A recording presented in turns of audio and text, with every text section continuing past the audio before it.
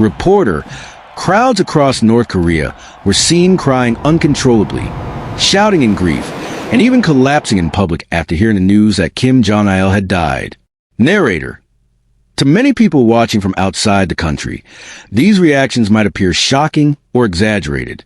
But inside North Korea, many citizens have been taught to view their leader almost like a sacred figure. The passing of Kim Jong Il was therefore presented as the loss of a guiding force for the nation. North Korea is a small and highly isolated state, yet it possesses powerful military capabilities that draw attention from around the world. With strained relations with Western nations and ongoing political tension, one question remains. Can the Kim family dynasty continue to survive? Inside the country, citizens are expected to show deep loyalty toward their communist leadership. But observers often wonder whether this devotion is truly genuine or if much of it is carefully staged by the state. From the nation's creation in 1948 to the modern authoritarian system that exists today, this is a full story of how North Korea came to be. The birth of North Korea, 1946 to 1953. Before the country existed, the entire Korean peninsula had been under the control of Japan. After 1905, Korea effectively fell under Japanese rule.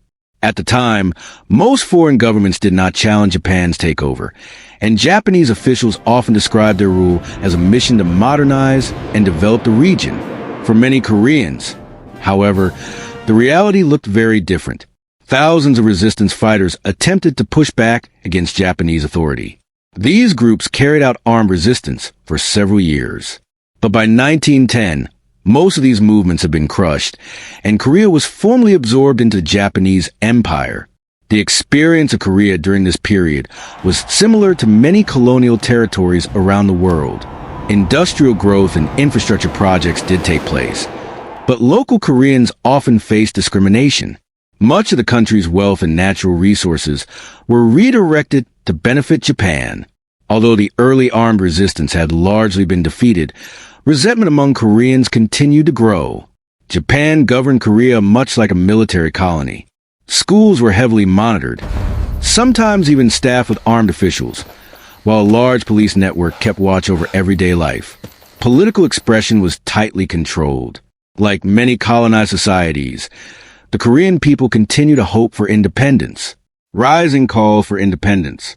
At the end of World War I, many global leaders spoke about ideas such as national freedom and self-determination. These promises inspired independence movements in several parts of the world, including Korea. In 1919, large protests spread across the peninsula as Koreans demanded independence from Japan. The demonstrations were eventually suppressed by Japanese authorities. During one tragic event, reports say that hundreds of protesters were gathered inside a church that was later set on fire. Incidents like this became powerful symbols of the struggle against Japanese rule. Despite these crackdowns, the spirit of Korean nationalism continued to grow stronger. Among the many groups pushing for independence, communist activists began to play a particularly influential role: the rise of Korean communism. During the early 20th century, communist ideas were spreading across different regions of the world. Inspired by the success of Vladimir Lenin and the Russian Revolution, communist movements promised a system where wealth would be redistributed and exploitation by powerful elites would end. Supporters believed this new political system could eliminate imperial domination and create a more equal society. While history would later test these promises, the vision of a communist future attracted many followers, especially among Koreans seeking liberation from Japanese rule. Communist activists soon became some of the most determined opponents of Japanese authority. Throughout the 1910s, 1920s, and 1930s, numerous underground groups formed. Some organized protests and political activism, while others turned to armed resistance in hopes of creating an independent communist Korea. Japanese authorities responded harshly. Many activists were arrested, imprisoned, or executed, while others were forced to flee across the border. Among those who escaped was a young man who would later become one of the most important figures in North Korean history, Kim Il-sung. Kim Il-sung was born in 1912, near the city of Pyongyang. Much of what is known about his early life has been shaped by later state propaganda, making it difficult to separate fact from myth. However, Historians believe his parents were Christians who became involved in anti-Japanese activism. Because of this involvement, the family eventually fled to China while Kim was still young. While living there, Kim encountered revolutionary political ideas and became increasingly interested in communism. China itself was experiencing strong political upheaval, with communist groups actively organizing and recruiting supporters. Kim soon joined these movements. By 1931, he had officially become a member of the Chinese Communist Party and participated in protests and militant actions against Japanese influence. That same year, Japan expanded its military presence by invading Manchuria. Kim joined resistance fighters who were attempting to push Japanese forces out of the region. For him, this struggle was not only about China, it was also about the future liberation of Korea.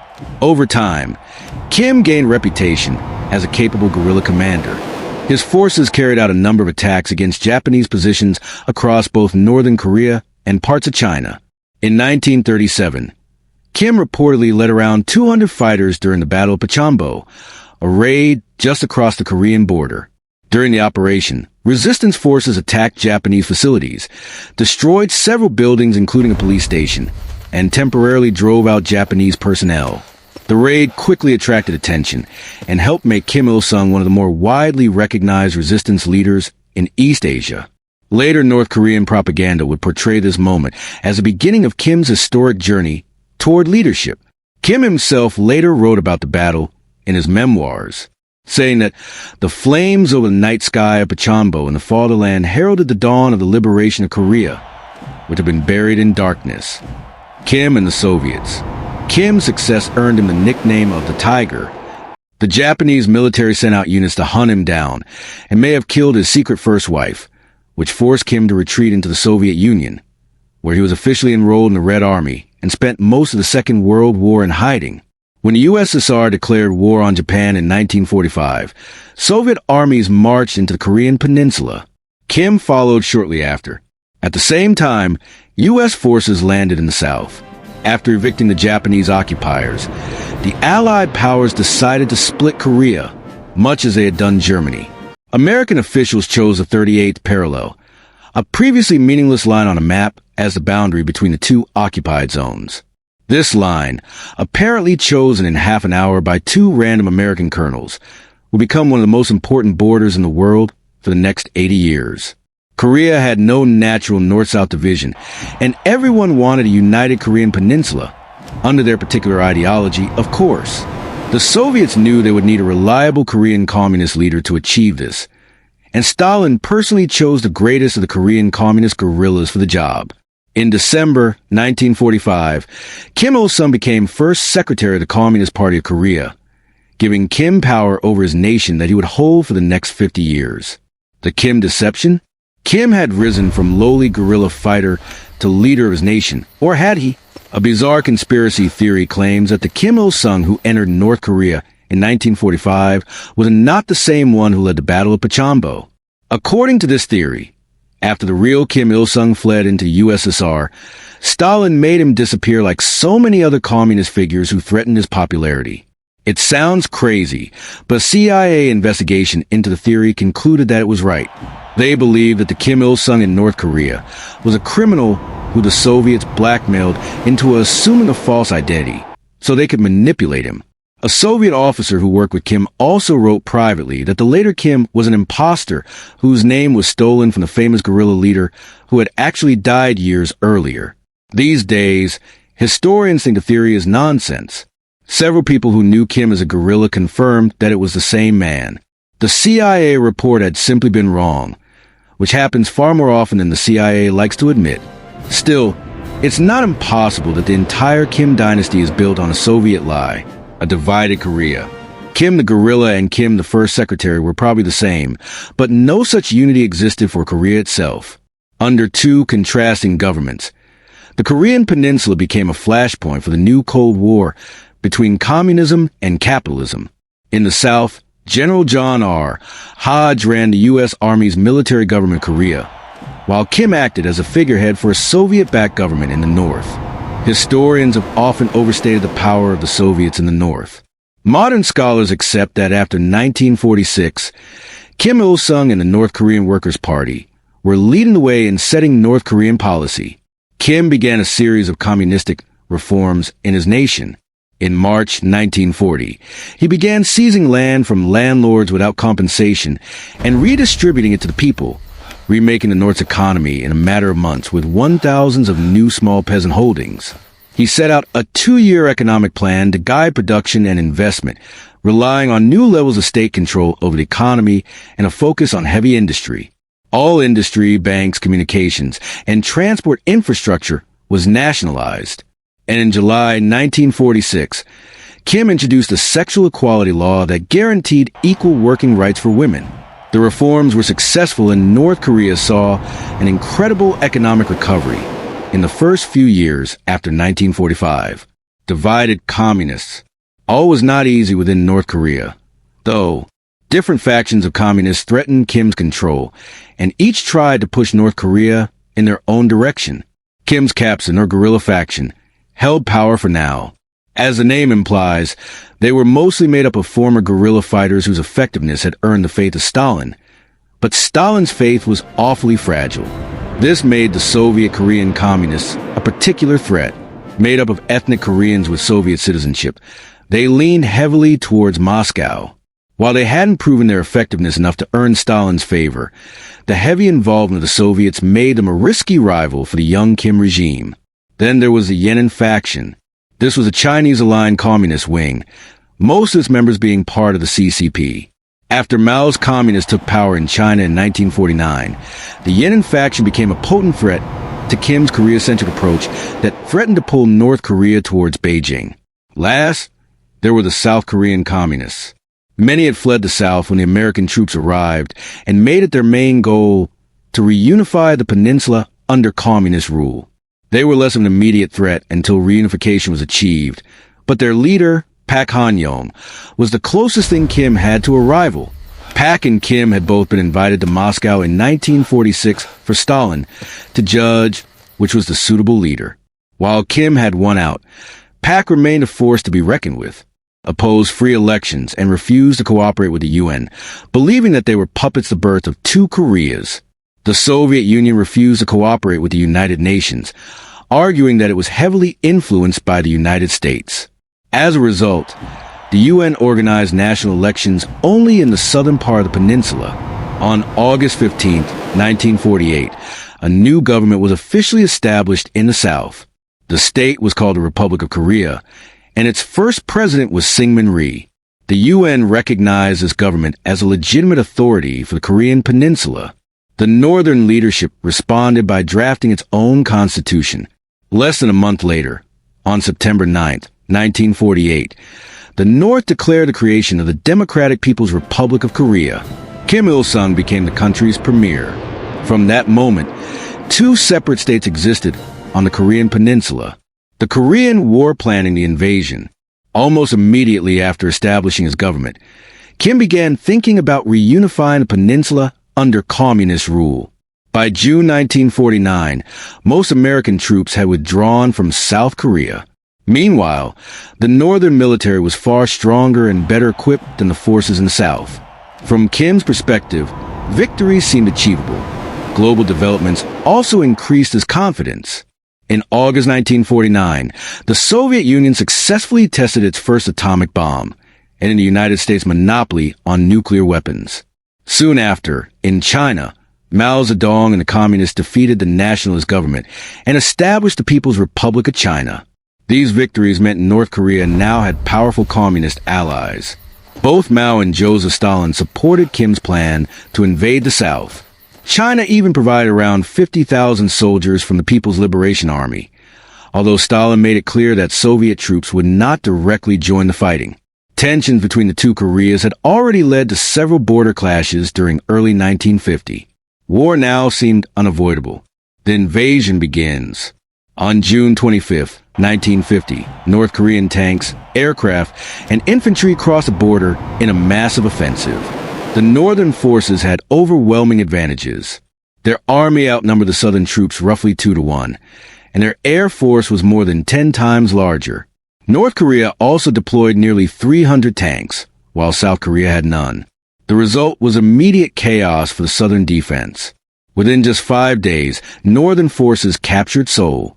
Around 80% of the South Korean military was killed, captured, or scattered during the rapid advance. The small number of American soldiers stationed in Korea could do little except retreat. During this push southward, North Korean forces also targeted individuals they considered political enemies.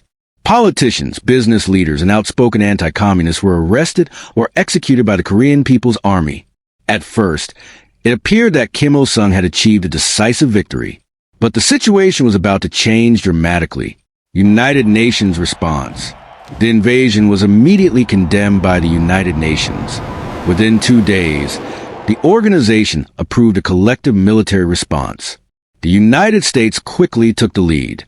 American leaders feared that if Korea fell to communism, it could threaten nearby Japan and potentially trigger a chain reaction of communist expansion throughout Asia.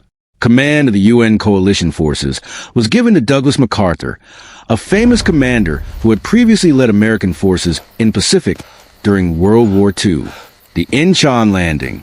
On September 15, 1950, UN forces launched a bold amphibious assault at Incheon. It was the largest amphibious operation since World War II. The surprise attack shattered the North Korean front lines. Thousands of North Korean soldiers were captured as their defenses collapsed.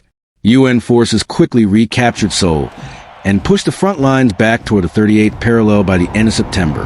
By this stage, most of North Korea's original invading army had been destroyed or captured. UN advanced into North Korea. In October 1950, UN troops crossed into North Korean territory itself. Kim Il-sung and his government were forced to flee as UN forces advanced rapidly. Within weeks, Pyongyang fell under UN control. What had once looked like a certain victory for North Korea was turning into a potential total defeat. Strategic bombing. For North Korea, the most devastating part of the war did not happen on the battlefield.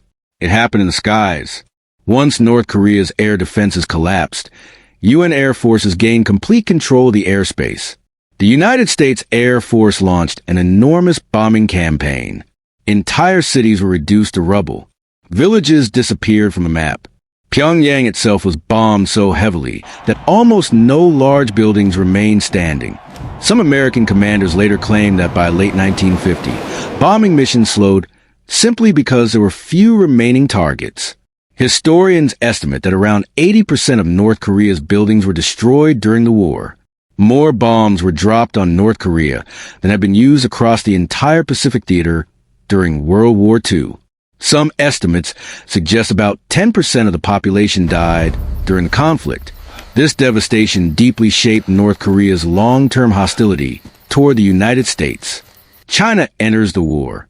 The situation changed once China became directly involved. Chinese leaders had warned UN forces not to approach their border. When UN troops moved closer, China decided to intervene. On October 25, 1950, tens of thousands of Chinese soldiers crossed into Korea and launched surprise attacks on UN positions. The sudden offensive forced UN troops into retreat. Chinese and North Korean forces soon recaptured Pyongyang and pushed the front line south again. At one point, they even managed to retake Seoul for a brief period. For Kim Il-sung, the situation was complicated. North Korea was once again under his control, but the war had become far more costly than expected. Chinese troops were now doing much of the fighting, and both Mao and Stalin criticized the North Korean military for failing to secure victory earlier. The war stalls. UN forces eventually regrouped and launched another counterattack. Seoul was captured once again in March 1951, marking the fourth time the city had changed hands in less than a year. By July 1951, the fighting had returned to roughly the same position near the 38th parallel. There, the conflict settled into a brutal stalemate. Armistice in the DMZ. From 1951 to 1953, the war resembled the trench warfare of World War I. Both sides suffered heavy casualties, yet neither gained significant territory. After long negotiations, an agreement was finally reached on July 27, 1953. It was not a peace treaty but an armistice, meaning the fighting stopped without formally ending the war.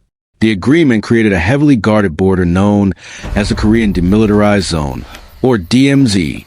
Technically, the Korean War has never officially ended. For more than 70 years, North and South Korea have remained locked in a tense military standoff. The rebirth of North Korea, 1953 to 1970. When the war ended, North Korea was devastated. Its military had suffered enormous losses. Cities and factories lay in ruins. Much of the population was exhausted and traumatized. Now Kim Il-sung faced a massive challenge: rebuilding an entire country while navigating the dangerous environment of the Cold War. The nation would have to begin again, rebuilding the country. The war had destroyed much of North Korea's economy. Between 1949 and 1953, total economic production fell by roughly 75%. Industries such as energy, fuel production, chemicals, and agriculture were operating at only a small fraction of their previous levels. Kim Il-sung announced a new national strategy built around several key goals. The first was strengthening what he called the People's Democratic System. In practice, this meant reinforcing communist ideology and expanding propaganda to ensure loyalty to the state. The second goal focused on rebuilding the economy and improving living conditions for ordinary citizens. North Korea turns to the West. For years, the Soviet Union had been North Korea's main supplier of industrial goods. However, disagreements over prices and trade conditions eventually pushed North Korea to make a surprising decision. Instead of relying entirely on its communist allies, Pyongyang began exploring trade with Western countries. Officials soon realized that purchasing industrial equipment from Western Europe or Japan was often cheaper. In many cases, Western machinery was also considered more advanced than Soviet-made alternatives. In response, Kim Il-sung announced a program sometimes referred to as the Great Leap Onward. The plan aimed to accelerate national development by importing modern technology from abroad. North Korea began purchasing large amounts of equipment on credit. Billions of dollars worth of industrial machinery were ordered, including roughly $1 billion worth from Japan alone. Western companies were eager to enter a new market, and many welcomed the opportunity. Political tensions between Pyongyang and Moscow only made the deals more appealing to some Western businesses. Using these imported machines, North Korea launched several ambitious industrial projects. Among them was the construction of one of the largest cement factories in the world, along with new plants producing steel, paper, fertilizer, and chemicals. For a short time, Western trade expanded rapidly. It eventually accounted for more than 40% of North Korea's international commerce. However, the relationship did not last long. By the late 1960s and early 1970s, it became clear that many of the purchases had been made on credit that Pyongyang had little intention or ability to repay. As debts accumulated, most of these trade relationships faded. The defection of James Joseph Dresnok. Despite the country's isolation, these brief contacts with the West sparked curiosity about what was often called the Hermit Kingdom. For a few individuals, the mystery even became an unusual temptation. One of the most famous examples was James Joseph Dresnok. Dresnok had grown up in difficult circumstances. His parents separated during his childhood, and he struggled academically, eventually leaving school before graduating. As a teenager, he also had several minor encounters with law enforcement. At 17, he enlisted in the United States Army. He married while still young, but after returning from a deployment in Germany, he discovered that his wife had left him for someone else. When Dresnok was later stationed in South Korea in 1962, he was deeply depressed and increasingly relied on alcohol. His behavior eventually led to disciplinary action, including the threat of a court-martial. Feeling that he had lost his family, his career, and his future, Dresnok made an extraordinary decision. On August 15, 1962, he crossed a minefield in the Korean Demilitarized Zone and surrendered to North Korean soldiers. At first, North Korean authorities interrogated him, unsure of his motives. Eventually, they concluded that he genuinely wanted to remain in the country. The government allowed him to stay and granted him citizenship. Dresnok became one of at least 7 American soldiers known to have defected to North Korea. In his new life, he worked as an English teacher and occasionally appeared in North Korean propaganda films, alongside other American defectors. He often played the role of American soldiers in war movies produced by the state. Over time, he became something of a minor celebrity inside the country. Another defector who later returned to the West claimed that they were constantly monitored by security services and sometimes questioned harshly whether or not these claims were accurate. They did not appear to discourage Dresnok. He remained in North Korea for the rest of his life. Dresnok married twice, raised several children, and eventually passed away in November 2016. His children still live in North Korea and reportedly hold respected positions there. Rebuilding the military. Dresnok had grown up in difficult circumstances. His parents separated during his childhood, and he struggled academically, eventually leaving school before graduating.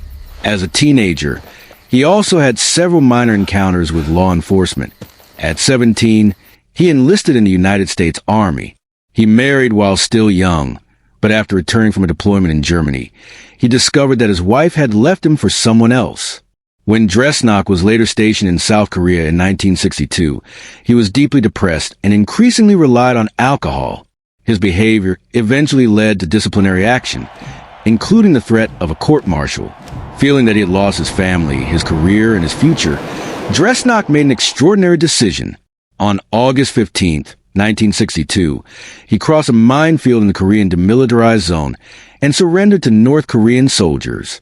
At first, North Korean authorities interrogated him, unsure of his motives. Eventually, they concluded that he genuinely wanted to remain in the country. The government allowed him to stay and granted him citizenship. Dresnok became one of at least 7 American soldiers known to have defected to North Korea. In his new life, he worked as an English teacher and occasionally appeared in North Korean propaganda films.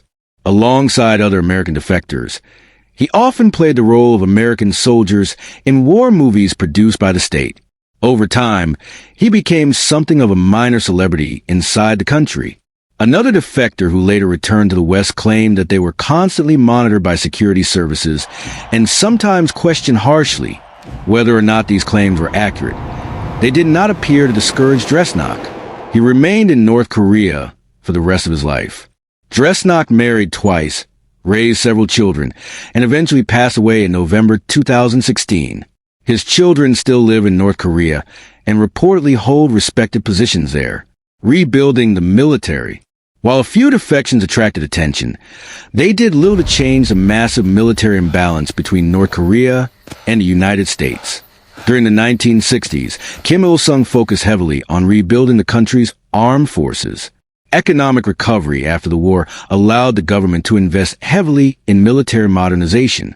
A popular slogan captured this philosophy: arms in one hand, the hammer and sickle in the other.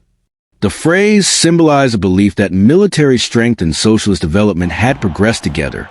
Military service became a major part of life in North Korea.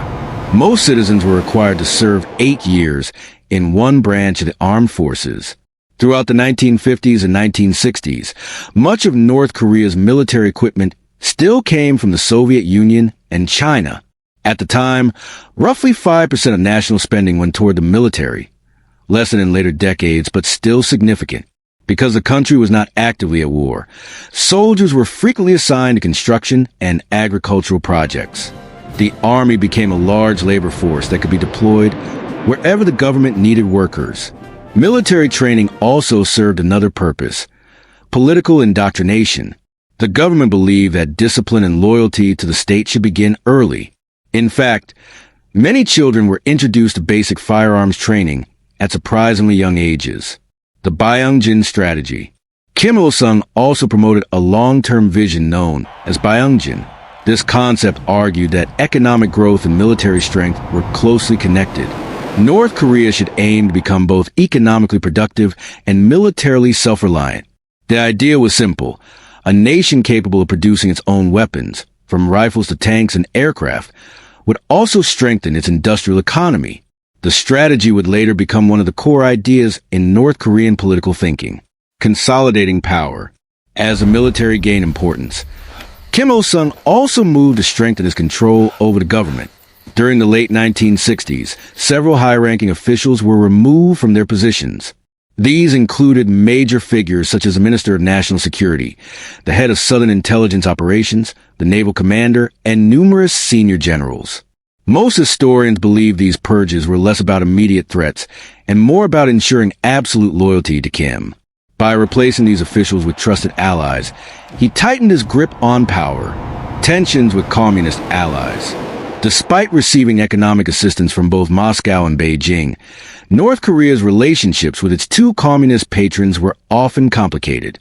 The Soviet Union was uneasy about Kim's growing personality cult. Meanwhile, China had its own frustrations. Chinese leaders believed North Korea's performance during the Korean War had been weak, especially since China had supplied the majority of troops during the conflict. Ideological differences also caused tension. When Mao Zedong launched the Cultural Revolution, radical student groups known as Red Guards began attacking political rivals and symbols of traditional culture. Kim Il-sung strongly criticized the movement. He believed that encouraging uncontrolled mass activism could destabilize a country. The Red Guards responded with insults, even labeling Kim a revisionist who had strayed from true revolutionary ideals. Rising tensions at the DMZ. These political tensions may have contributed to North Korea's increasingly aggressive actions along the border during the late 1960s. Inspired in part by guerrilla warfare tactics used by the Viet Cong, North Korean planners began sending infiltrators across the DMZ. Their mission was to sabotage military targets and destabilize South Korea. Border incidents had occurred occasionally in earlier years, but in 1966 the number of clashes increased dramatically. Skirmishes and firefights along the border became almost daily occurrences. Although there were no large battles, the conflict consisted of hundreds of small engagements and guerrilla operations. Because of the intensity of these confrontations, some historians refer to this period as the Second Korean War. The Blue House Raid. The most dramatic episode during this period occurred in 1968. North Korean planners believed that assassinating Park Chung-hee could destabilize South Korea and potentially spark a popular uprising. Their plan was bold. On the night of January 17, 1968, a team of 31 specially trained North Korean commandos crossed the DMZ and infiltrated South Korean territory. Their objective was to reach the Blue House and assassinate the president. The commandos had been carefully selected and trained extensively for the mission. They practiced infiltration techniques repeatedly and were deeply motivated by state propaganda. For several days, they managed to avoid detection while moving toward Seoul, but their mission would soon take an unexpected turn. While traveling through a forested area, they encountered a group of local woodcutters, an encounter that threatened to expose the entire operation, protect the regime's reputation. Kim made it illegal to utter the words famine or starvation in Ung, and Kim Jong Il had projected the image of paternal but firm military leader with deep ideological commitments. Kim Jong Un, on the other hand, quickly established himself as more concerned with social and economic issues than military ones, and proved to be more open to foreign culture within limits. In July 2012, Kim shocked the world by appearing at a flashy pop.